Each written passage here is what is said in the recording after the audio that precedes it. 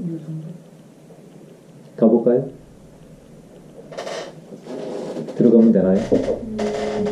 네. 자, 시청자 여러분 안녕하십니까? 미주 한인 사회에서 처음으로 선보이는 본격 버라이어티 쇼 초강력 울트라 부동산 쇼쇼쇼 본방송 시간입니다. 김원석 대표와 함께합니다. 안녕하십니까? 안녕하세요. 네.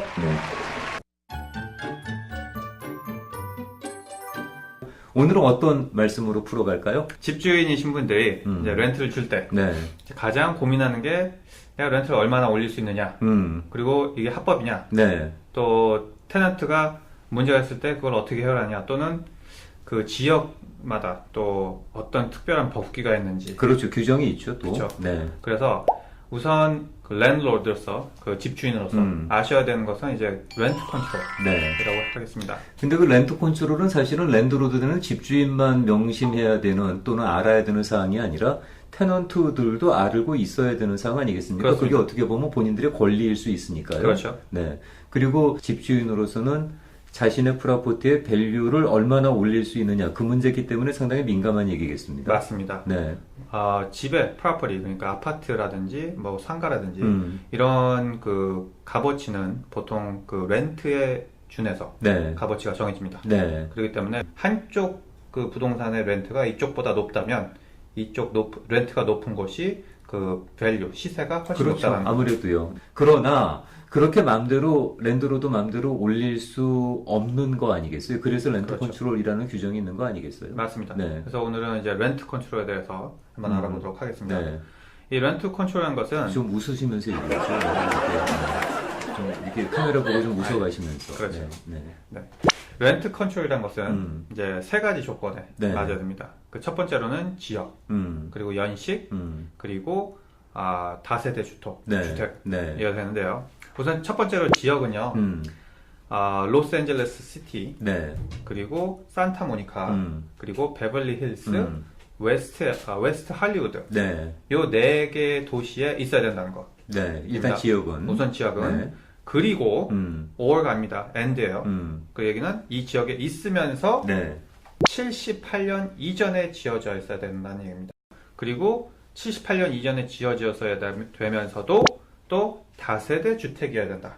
다세대 주택이라는 건 몇 유니까지를 다세대 주택이라 그래요? 2유닛 이상이죠. 그러니까 이 세 가지 조건이 전부 충족이 돼야 돼요. 그러면 렌트 컨트롤에 해당이 된다. 그러면 렌트 컨트롤에 해당이 된다 그러면은 어떤 규정이 있어요? 뭐 해마다 몇 % 이상은 못 올린다는 뭐 그런 얘기가 되나요? 그렇습니다. 렌트 컨트롤에 해당이 되게 되면 연 3%가 이상 올라갈 수가 없습니다. 근데 네. 이 3%란 것은 그 LA 하우징에서 매년 정합니다. 그렇기 때문에 그 정하는 뭐 어떤 해는 2%일 때도 있고 어쩔 때는 3%일 때도 있어요. 뭐 그 정도 수치면은 인플레이션 올라가는 수치 정도라고 맞습니다. 이해를 하면 되겠네요. 그렇습니다. 네. 인플레이션 정도하고 비슷하게 되죠.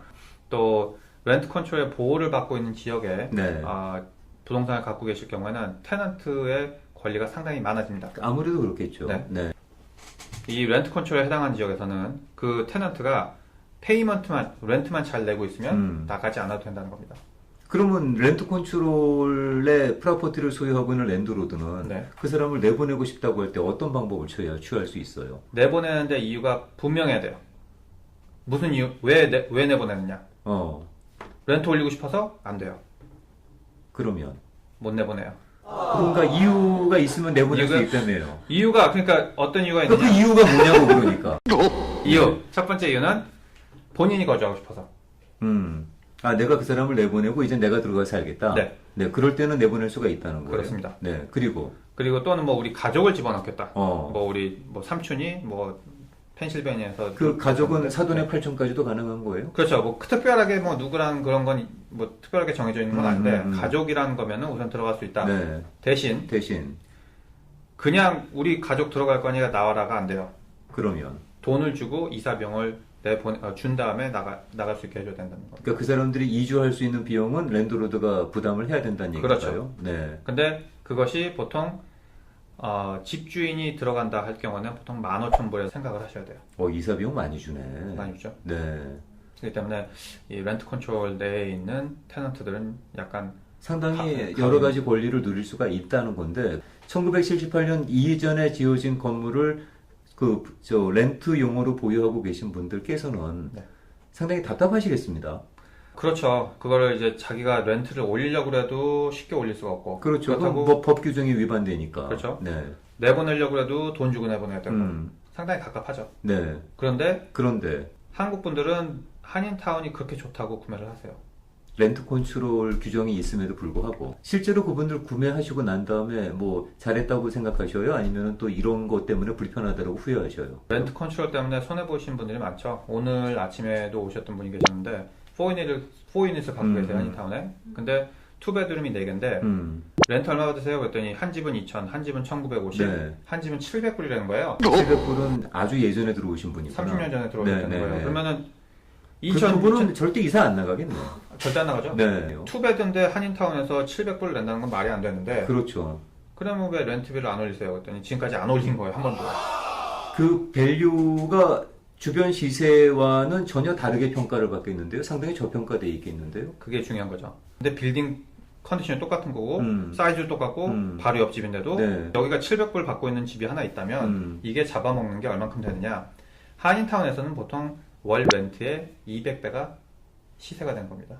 그렇기 때문에 월 100불만 덜 받으셔도 네. 2만 불이에요. 그게 이제 프로퍼티 전체 밸류가 떨어지게 되는 거죠. 그렇습니다. 그러니까 뭐 다들 해마다 3%든 2%든 맥시멈 올릴 수 있는 규정까지 계속 올리시는 거 아니에요? 꼬박꼬박 올리셔야 되는 거죠. 랜드로드께서는. 네. 그래야지만 자신의 자산을 계속 보호받으시면 올라갈 수 있는 거예요. 특히 렌트 컨트롤에 있는 데서는. 오늘은 렌트 컨트롤에 대해서 말씀을 드렸는데 렌트 컨트롤에 해당하는 그런 유닛을 갖고 계신 랜드로드 되시는 분들이 한 가지만 유의하세요라는 원포인트 레슨 전해드리고 오늘 클립은 마무리하겠습니다. 렌트 컨트롤을 가지고 계시면 매년 그 1년에 한 번씩입니다. 이때마다 꼭 3%씩을 올리셔야 되고요. 그리고 만약에 테넌트가 그 페이먼트를 안 냈다. 네. 그럼 그때가 기회입니다. 그때 내보내셔야 됩니다. 그때 외에는 실질적으로 돈을 안 주고 내보낼 수 있는 방법이 없어요. 자, 렌트 컨트롤 규정에 있는 유닛에 살고 계신다면 테넌트 되시는 분들은 꼬박꼬박 내셔야 되겠습니다.